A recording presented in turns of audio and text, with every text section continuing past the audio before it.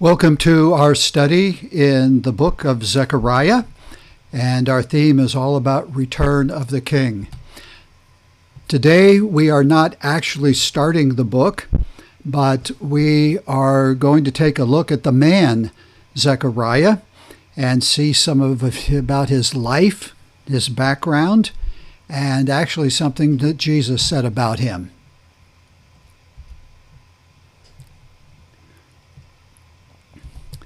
Zechariah was one of the minor prophets of the Old Testament. He was born in Babylon during the exile. His name means Yahweh remembers, or Yahweh has remembered.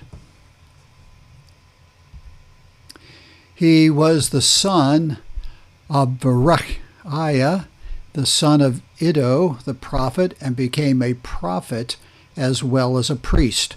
We're told that in Nehemiah 12:16. Here is his lineage of Iddo, Zechariah, Ginethon, and Meshullam. In 538 BC, King Cyrus was moved by the Lord God to allow the Jews to return to their land and rebuild their temple. Zechariah would have made the trip back home to the land of Israel with his parents. So let's look at our very first chart.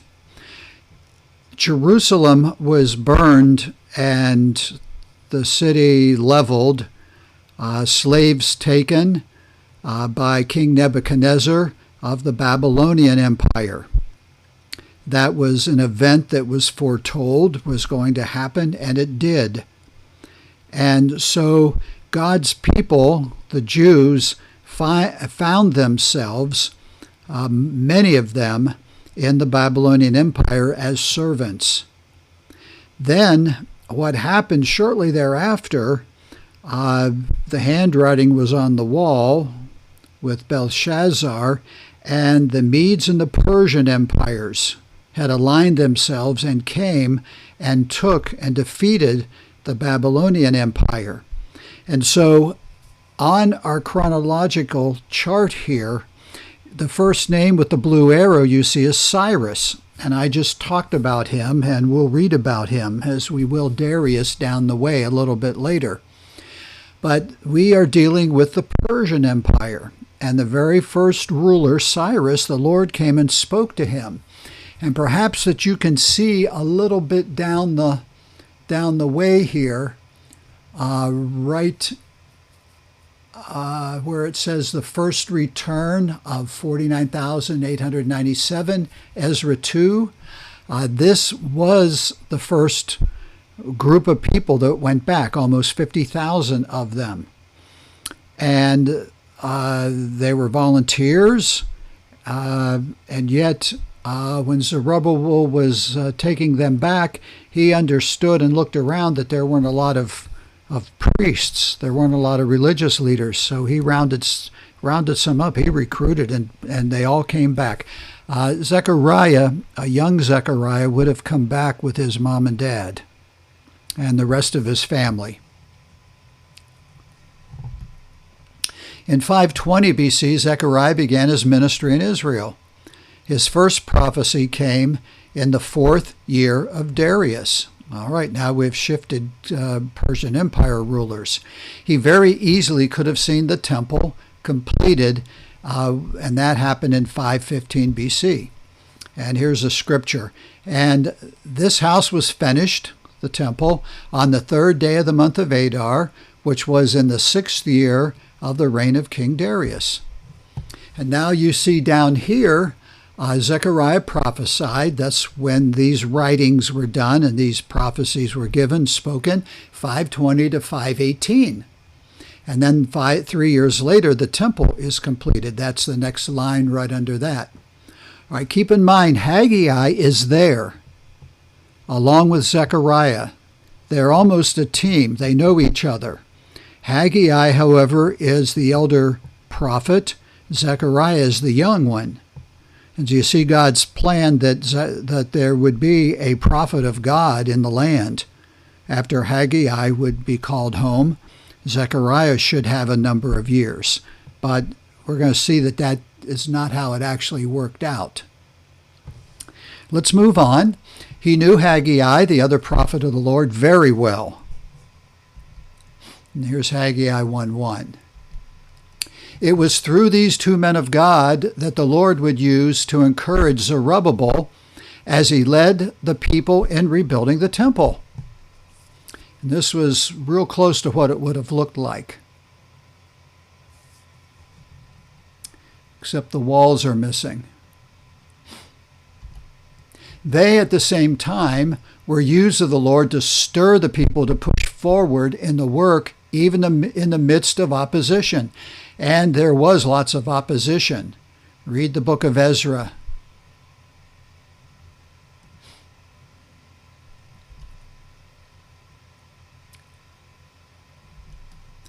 In Jerusalem today, on the western slope of the Mount of Olives, you can find the burial site of Zechariah. The number 1 is the Mount of Olives, and it's real low. The Mount of Olives is all that green area.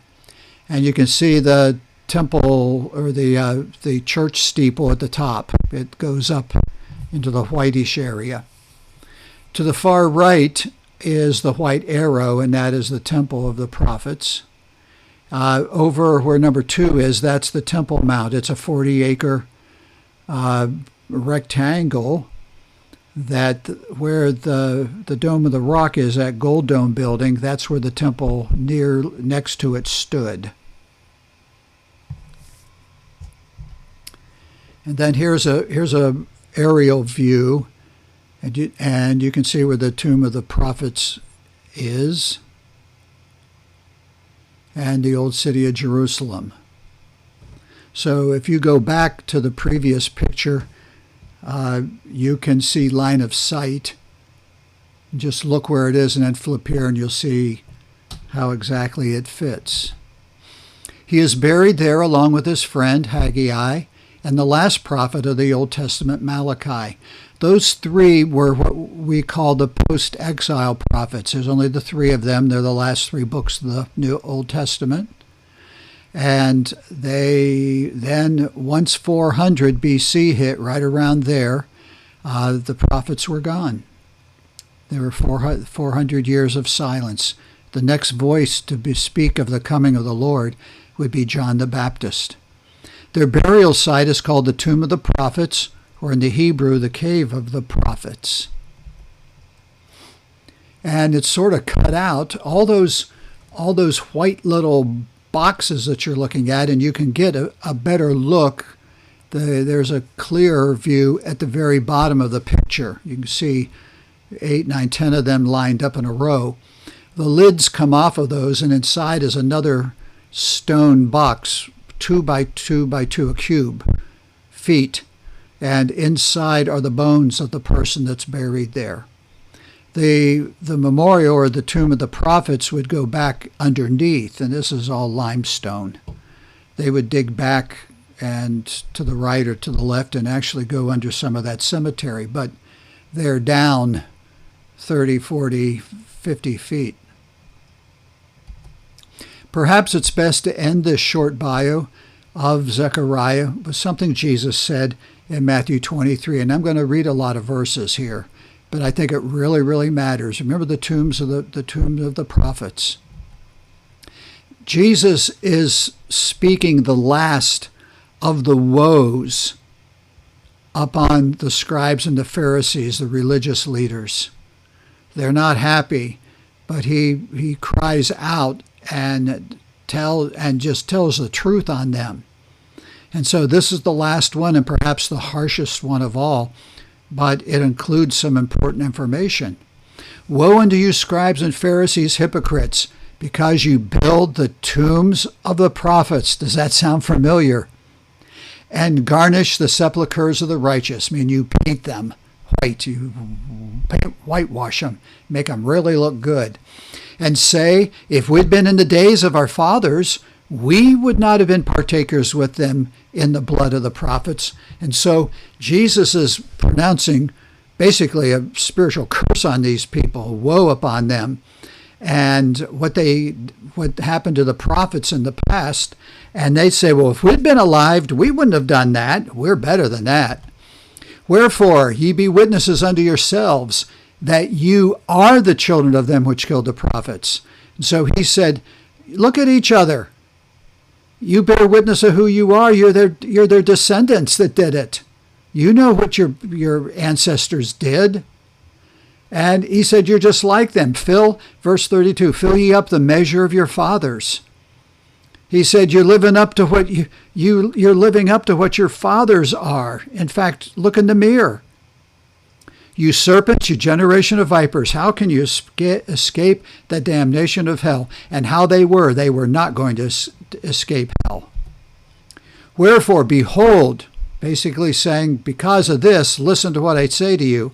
I send you prophets and wise men and scribes, and some of them you'll kill and crucify, and some of them shall ye scourge in your synagogues and persecute them from city to city. Now, this is present tense and what's going to happen in the future. The point was this, that he said, I send unto you prophets. Well, Christ is a prophet. John the Baptist was. And wise men and scribes, godly people. And he says, mark my words, you'll kill them. You'll crucify. You'll scourge them in your synagogues and persecute them. What did they do with Paul and the early Christians? Amazing. That upon you may come all the righteous blood shed upon the earth. Wow. From the blood of righteous Abel, now get this, unto the blood of Zechariah, son of Barachias, whom you slew between the temple and the altar. The Zacharias here, New Testament, is the same as our Zechariah, Old Testament name. He was assassinated for living for the Lord and him speaking the truth and the words of God to the people. And there's a good chance, if we tie these together, it was a plot by the religious leaders of the time. They weren't willing to change. They did not want to change. The ones that were left behind with Jeremiah from when Nebuchadnezzar burned the city and leveled it, there were lots left behind. These priests became and led the people, or just didn't care, into idol worship again. So all of a sudden, when Zerubbabel shows up, and Haggai and Zechariah, and some of the other priests, there's nobody doing anything at the temple, or where it was. And so they would do the same thing. Verily I say unto you, all these things shall come upon this generation. O Jerusalem, Jerusalem, you kill the prophets and stone them which are sent unto you. How often would I have gathered your children together, even as a hen gathers her chicks under her wings, and you would not. Wow. And he said, you don't know what's coming your way. And what happened in 70 A.D., Titus, Israel being under the rule of the Romans, that they had rebelled, and Rome sent word to Titus, the general, take your army and level the city, burn it, and you get rid of all the resistance, all of it. And he did just that. And think of the suffering that would have gone on. Had they gotten right with the Lord then, that would have been averted.